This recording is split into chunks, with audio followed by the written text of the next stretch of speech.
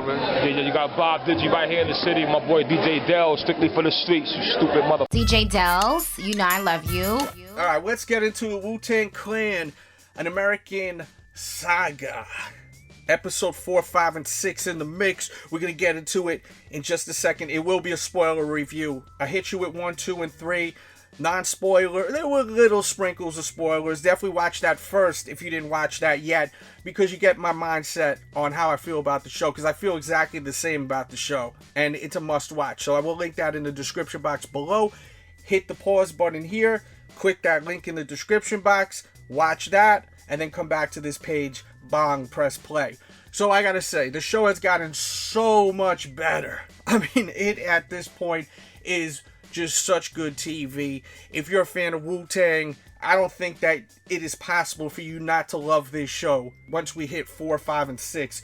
The episodes are so crazy. There's so much going on. I could talk about it for an hour. I don't want this to be an hour podcast or hour video, so if you really enjoy these videos that I'm putting together, make sure you leave your comments and tell me what you want. If you want me to just start doing episode to episode, we could do that. I'll do that next week. Just let me know. And I'll make sure to share this on social media so it gets out there and gets them views and it's worth my time. RZA and Ghostface, right off the bat, horrible at what they do when it comes to hustling. They just keep messing up time after time after time throughout the show. During these next 3 episodes, it gets to the point where they get beaten up because they go out of town to some little white town, and they get beaten up while trying to sell drugs over at this place, this local hangout called Whitey's, which is pretty ironic, being that they get beat up by a bunch of white guys that they see out there. And RZA gets his head cracked open, has to go to the hospital, and once again, they definitely seem to not be the greatest when it comes to hustling.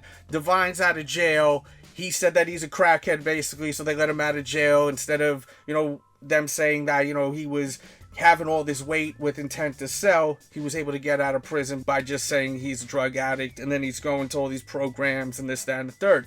The problem with Divine is he is so obsessed with becoming this big drug lord that he cannot just chill and play the back for a little bit until things cool off. He wants to continue hustling in the streets. No one wants to work with him. They're like, dude, you're hot right now. You just got out of jail. Chill. But he's still trying to do it on his own. And he ends up almost getting in trouble again in the next 3 episodes. Raekwon is moving on up. You see he was piss poor broke.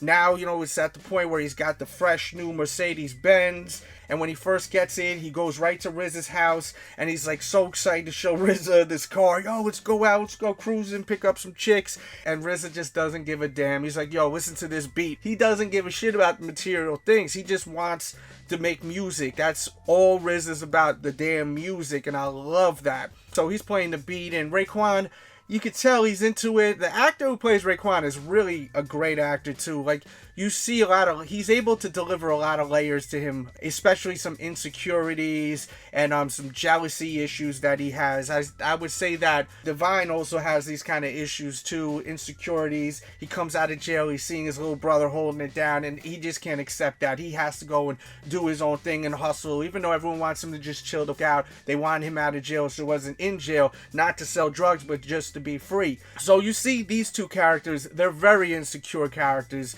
on the show, and they're constantly trying to prove that they're badass and they're the shit throughout these episodes. Raekwon's not even rapping. He doesn't even want to rap. He walks out of the studio. He's like, oh, no doubt, maybe another time. And then he's cruising. He starts hearing, too, Method Man's song, Killer Hill, Killer Hill.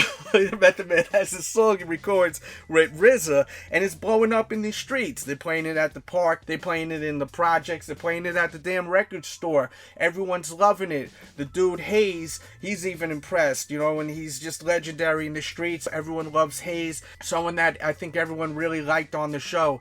Getting back to what I was saying, Method Man, his song is blowing up, man. People are really feeling it. The Killer Hill, Killer Hill, they loving that. And Ghostface ends up hearing it, and he's like, yo, what the fuck, they dissing us? They dissing Stapleton Projects? He's getting all tight. So he goes to some other dude's house who's a producer and records a song, and he's basically flexing and saying Stapleton Projects, is the shit. And he throws some subliminal shots at Park Hill. So there's a lot of competition you're seeing with Method Man and Raekwon, and then Method Man and Ghostface, which is interesting because Ghostface and Raekwon, they really don't like each other. I mean, they're literally trying to take each other out off the planet, and they both have this competitive vibe where they're just not feeling what Method Man's got going on right now, in their own way though, you know, not in the same way. Raekwon and Method Man are from the same areas. Raekwon seeing Method Man getting all the shine, getting all the attention, the chicks are digging him, and Ray wants all that shit too, man. He wants the attention. So later on, we do start seeing Raekwon rapping in the ciphers and this, that, which we'll get back to in a second. I want to close it out with all of that. Now let's get into the whole situation with RZA's family. RZA's mother's sister is stealing from the restaurant where she works. The Italians, the mob guys, they find out about it. They go bang bang, knock on the door over at RZA's pad. So they let him in. RZA's playing some music. One of the guys who's just a complete asshole, he's like, hey, I love music, you know, let me play some music. So he plays a tape, and it's this racist song, really nasty and disrespectful. He's playing it in front of the whole family, except RZA's sister. She's long gone. She stole from these guys. So now these guys are basically saying, listen, if you don't give us our money, we're gonna have a problem. So now they're trying to figure out how to make this money. Eventually it all gets fixed because RZA's little brother's father comes into play, comes back into their lives. He takes care of the whole situation. He's trying to get good with RZA's mom again and rekindle things and fix the whole problem, let's hope. And we'll see how this character evolves. RZA's little brother's dad. Now, throughout the show, there's a police officer who is from Killer Hill. And you could tell he wasn't the most popular guy from the projects. Now he got the badge. He's trying to flex all the time. He sees them in the hallways, freestyling. He's always messing with them. They're outside in the park. He's trying to flex. He's one of them cops that's always trying to flex. So outside the park over at Park Hill, a lot of freestyling going on, and it's disturbing some of the neighbors. There's this old lady constantly feeling like this is disrespectful. The cursing, the profanity, the negativity, she's not feeling it. She at one point is yelling at a bunch of guys. None of them are Wu-Tang members, but yelling at a bunch of guys. They end up throwing a rock at her. Like, they end up just throwing a damn rock right at her head and knock something over. She gets pissed off. She calls the cops. So after she calls the cops, more people are coming into Park Hill. More people are freestyling. Method Man is there. He got crutches because he got his foot hurt. He's freestyling. Raekwon is hearing him. And finally, we get Raekwon freestyling. He's finally rapping. I guess he had enough. He's tired of this damn guy, Method Man, with all the attention. And remember, with Tikal, the first Method Man album, we did get that track, Meth vs. Chef. So I could see where that all is coming from with all this competition that we're seeing on the TV show. Whether this really happened in real life or not, it's connecting, and it makes me want to go back and listen to a lot of these records. May not be complete facts, everything we're watching on the TV screen, but definitely going back and listening to these records is definitely going to make some of this stuff even sound better than ever, now that we got a better idea of where everyone came from. So Raekwon is rapping, he's killing it, man. He's going in, he got that swag too. The dude is killing it. And then the cops come and shit is hitting the fan. Divine is walking through, he's got the pack on him. He's seen all the cops. People are running away from the cops, some are standing around. And Divine hides this drugs real quick right before the cops grab him up. And, you know, he would have went right back to jail if they found that pack on him. So while all this shit is going on, the dude Hayes, who everyone looks up to, they respect him, he's an OG. He walks into the situation outside with all the cops and everyone outside. And he's trying to defuse the situation. He's talking to everyone saying, yo, just chill out. If you ain't do nothing wrong, you ain't got nothing to worry about, you know, work with the police and everything's gonna be okay. So he's trying to defuse everything, and then you got that cop, the asshole cop from Park Hill. He's not feeling what Hayes is doing, you know? He don't like Hayes, clearly, and he's being disrespectful to Hayes. Hayes ain't feeling that because, you know, this is his area. So tension starts cooking up. And then before you know it, this asshole cop tases him, and then grabs him and chokes him. Puts him in the damn $1 million dream right there. He chokes him out on some Eric Gardner shit. The dude cannot breathe, and it's so intense because you're seeing a bunch of the Wu-Tang members trying to stop it, and the police are holding him back. Meanwhile, this dude is getting choked out to death. And this character, Hayes, there's no one that didn't love this character. Not like him, but love the character on the show. And he's already gone 6 episodes. What the writers did was so effective because you got to love the character, and then boom. I was so pissed that cop did that, man. I woke up today and I was like, damn, man, I'm still pissed off about that. That damn episode got my blood boiling, like, for real, like, damn what, boiling. I was so tight, so angry about that. And I feel like this now is going to really start bringing Wu-Tang together. And during the 6th episode, you have a pigeon that's going to different areas. And it's basically signifying all the different shit that's going on throughout the day. And this episode was put together so well. I mean, salute to whoever really put this thing together, who wrote it all and, directed it all. They did such a good job on this episode. Episode 6, hands down the best episode because there was so much going on. But every episode is good. I definitely recommend watching it. I know I probably missed out on a bunch of other stuff, so leave them comments. Let me know your thoughts. Let me know your vibes. And I cannot wait for next week. I really cannot wait. We also got, by the way, we got Inspector Deck on this set. We got the Rebel INS in the 6th episode too, so it's cool to see more characters coming in. Once again, looks nothing like Inspector Deck, but the dude seems to be a decent actor. I'm pretty sure that's Joey Badass, if I'm not mistaken. It was late when I was watching. I was like, is that Joey Badass? So if I'm wrong, correct me, or if I'm right, co-sign. I'm pretty sure that was Joey Badass who's playing Inspector Deck. Also, one more thing I want to speak about is RZA's sister. During that whole thing with the gangster stuff, RZA's sister, she had tickets to a play that her mother's sister gave her with the money that was stolen. And RZA's mom was trying to collect everything that her sister was giving everyone to sell back and get this money. RZA's sister was like, you know what? Man, this show is in a couple of hours. I'm going to the show. RZA's sister seems to really be like a second mother in that household, and this was something that meant a lot to her, and she's still a kid, so she really wanted to go to this play. I really like that she said, fuck it, I'm going to the play still. I got nothing to do with all this illegal shit. I'm taking care of the little brother all the time and making sure everything's right in the house. I deserve a little bit of enjoyment in my life, and she went to the play, and I like that moment. I like how they filmed that too, and she was so happy. She had like tears of joy, and I thought it was just done really nicely. There's a lot of layers to the show. It's not just drug dealing and guns popping off and all that. There's a lot to the show. I don't even think there was any guns going off in the past 3 episodes, to be honest with you. Now that I think about it, no one shot anyone. The last time we seen someone get shot was that one dude, the loudmouth funny guy who ended up stealing the Jamaican dude's chain and then getting caught out there, That was the last time I recall any kind of gunplay. Except also when Ghostface was going to rob that spot when he pulled out the gun. And then he visited him the next day when he realized he was handicapped, which I think he felt bad about because of his brothers. And the brothers of Ghostface, they're pretty damn entertaining too on the show, I must say. As I said, there's a lot of layers to the show. You got the relationship with Ghostface and RZA's sister, and they're in love, and Ghostface seems to be a little worried about the whole situation because of the fact that he doesn't want to mess up anything with his friendship with Divine and RZA. And I predict that that's going to come out soon, their secret thing they got going on. I have a feeling we're going to find out more about that real soon.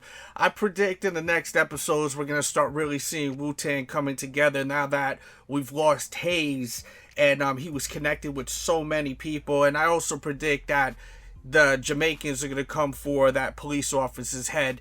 I can see that going down soon. I mean, there has to be some kind of revenge for what has happened. This is the 90s where, it's not like 2019 where these guys are protected when they do messed up stuff, the authority.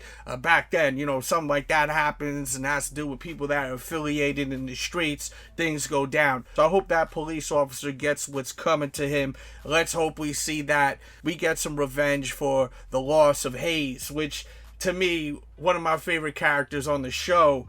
I just can't even begin to tell you how much that just hit the chest when I watched that. And I knew it was coming too, you know, because they kind of gave a clue. And you'll catch it on a lot of movies and TV shows when people start talking about the future and what they want to happen. When they were all sitting in, I'm pretty sure it was Inspector Deck's house, and he was talking about how, you know, he used to be over, I think it was in Korea or something like that, when he was in like the army or some shit like that. And he was talking about how he'd love to move back out of there, you know, he would love to live over there. He'd like to pick up everything and just move out there.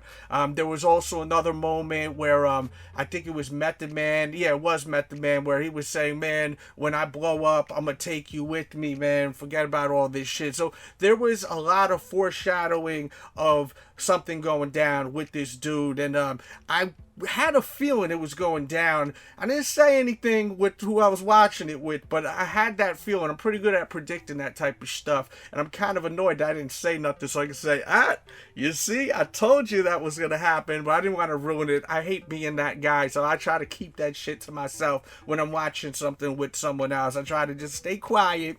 But I was feeling like something was going to happen because they kept just showing stuff like that. And that always happens in movies and on TV.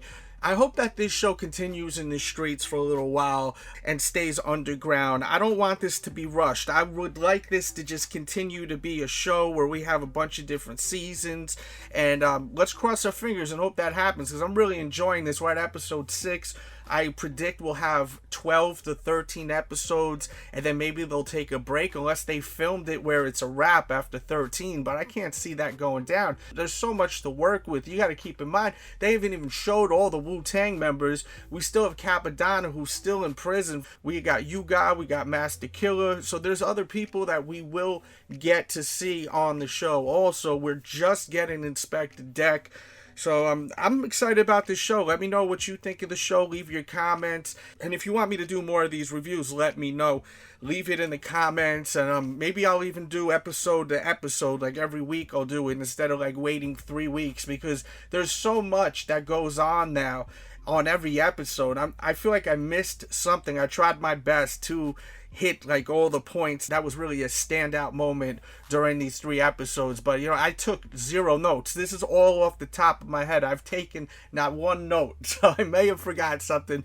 Let me know in the comments. Thanks for tuning in. I also have a podcast every single week at patreon.com/DJ Delz, where we do the Q&A every single week, and there's a monthly giveaway. So if you're into this kind of vibe and more with pop culture, music, collectibles, sports, then you should join the Patreon. That'll be linked in the description box below. Thumbs up the video if you enjoyed it. Share it. If I see a lot of views too, it will definitely motivate me to continue talking about Wu-Tang. And you know, I definitely want to listen to 36 Chambers again. I think that's something I'm gonna do today, is listen to 36 Chambers.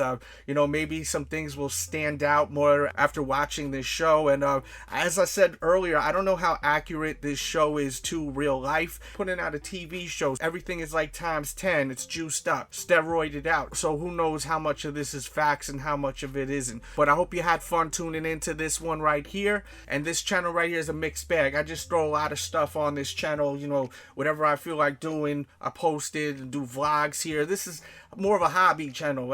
I have my Sneaker Addict channel. That's the main YouTube channel where we'll say that's the bread and butter right there. That channel's been running for like 10 years. We got almost 200,000 subscribers. So if this is something new to you, you never heard of this channel, and you're into sneakers, you'll love that channel. We got all the newest sneakers that come in. We do reviews on them. So if you're into that, the Sneaker Addict, subscribe there, subscribe here, and I'll catch you soon with a new video. We out.